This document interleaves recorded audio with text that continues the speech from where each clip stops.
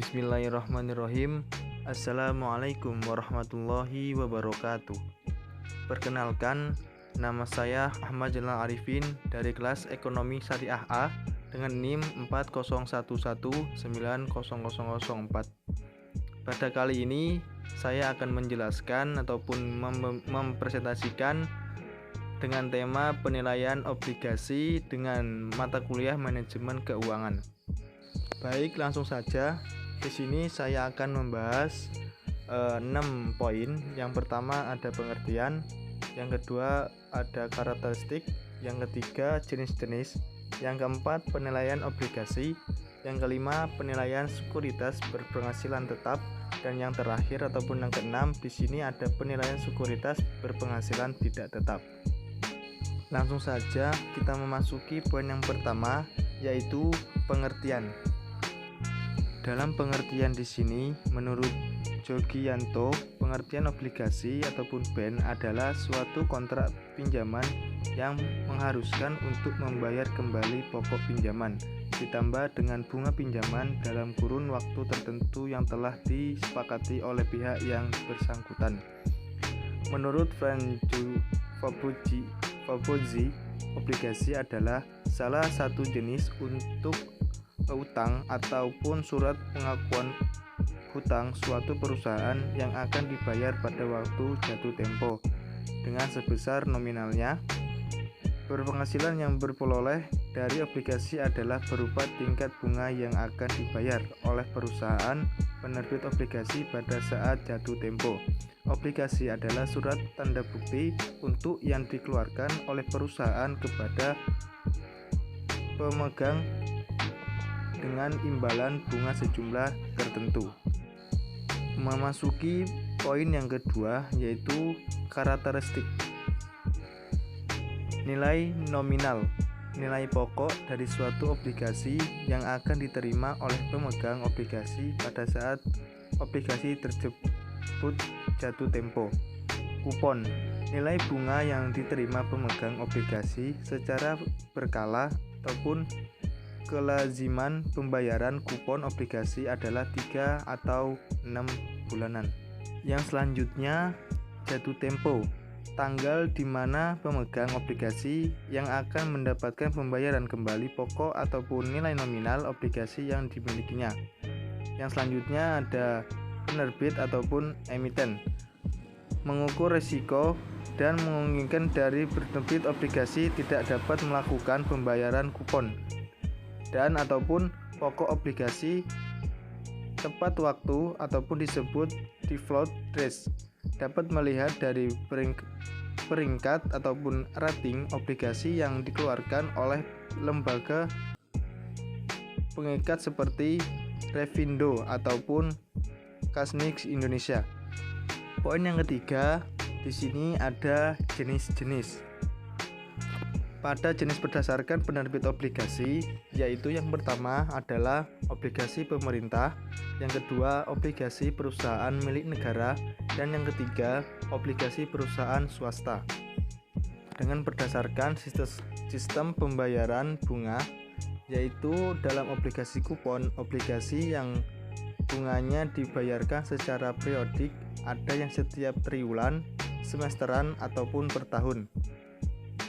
Yang kedua, obligasi tanpa kupon, yaitu investor tidak akan menerima bunga secara periodik, di mana bunga langsung dibayarkan sekaligus pada saat pembelian sehingga akan mengurangi harga obligasi. Dengan berdasarkan tingkat bunganya, yaitu yang pertama obligasi dengan bunga tetap atau fixed rate bond, yang kedua obligasi dengan bunga mengembang ataupun floating rate bond, yang ketiga adalah obligasi dengan bunga campuran ataupun mixed rate bond. Yang selanjutnya berdasarkan segi tempat penerbitannya. Yang pertama, obligasi domestik, yaitu diterbitkan oleh perusahaan ataupun lembaga dari negeri dan juga dipasarkan di dalam negeri. Yang kedua ada obligasi asing, yang dimana obligasi diterbitkan oleh perusahaan atau lembaga asing pada suatu negara di mana obligasi tersebut akan dipasarkan. Yang selanjutnya, poin yang keempat, yaitu penilaian pada obligasi. Di dalam nilai intrinsik suatu obligasi yang akan sama dengan nilai sekarang dari aliran kas, yang mana diharapkan pada nilai obligasi tersebut.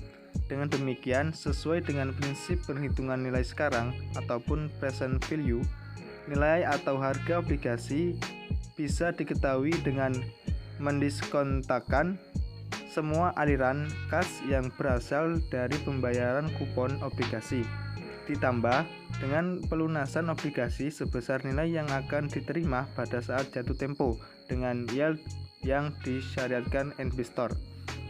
Terdapat hubungan terbalik antara kualitas obligasi yang diterbitkan dengan pendapatannya. Obligasi yang kualitasnya rendah mempunyai berpenghasilan yang lebih tinggi daripada obligasi yang mana berkualitas yang lebih tinggi.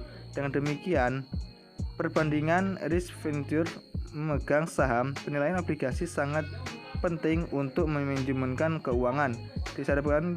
Disebabkan penilaian itu akan mempengaruhi kemampuan pemasaran dengan biaya yang berhubungan dengan penerbitan obligasi tersebut. Yang selanjutnya kita memasuki poin yang kelima, yaitu penilaian sekuritas berpenghasilan tetap. Pada contoh sekuritas tipe ini adalah obligasi. Obligasi biasanya mempunyai fitur sebagai berikut. Mempunyai nilai nominal semisal 1 juta. Kapan akan dilunasi? Semisal 5 tahun. Mempunyai coupon rate semisal ada 13% per tahun. Kalau kita mengembalikan, kemungkinan obligasi tersebut tidak bisa dilunasi, maka pembeli obligasi akan memperoleh sebesar 130.000 pada tahun ke-1 sampai dengan ke-5. Ditambah pelunas pokok pinjaman sebesar 1 juta pada tahun ke-5. Nilai pasar obligasi ataupun B0 bisa dihitung sebagai berikut. Contohnya sebagai berikut.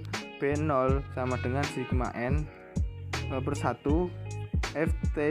F pangkat T dibagi 1 plus R pangkat 1 plus N dibagi 1 plus R pangkat N. Keterangan di bawah sebagai berikut. FT bunga yang dibayarkan setiap periode, N nilai nominal pelunasan, R tingkat bunga yang dianggap relevan oleh pemodal. Memasuki contoh. Sekarang semisalkan obligasi tersebut ditawarkan ke pasar modal dan para pemodal menginginkan tingkat keuntungannya sebesar 12%. Berapa harga obligasi tersebut? B0 sama dengan 130 dibagi 1 tambah 0,12 plus 1 ditambah 130 dibagi 1 tambah 0,12 pangkat 2 ditambah 130 dibagi 1 ditambah 0,12 sama ditambah 1000 dibagi 1 tambah 0,12 pangkat 5 sama dengan 1.036.000. Perhatikan bahwa apabila tingkat bunga yang dianggap relevan oleh pemodal meningkat, harga pasar obligasi akan menurun dan sebaliknya. Memasuki poin yang keenam ataupun yang terakhir, kita di sini adalah penilaian sekuritas berpenghasilan tidak tetap.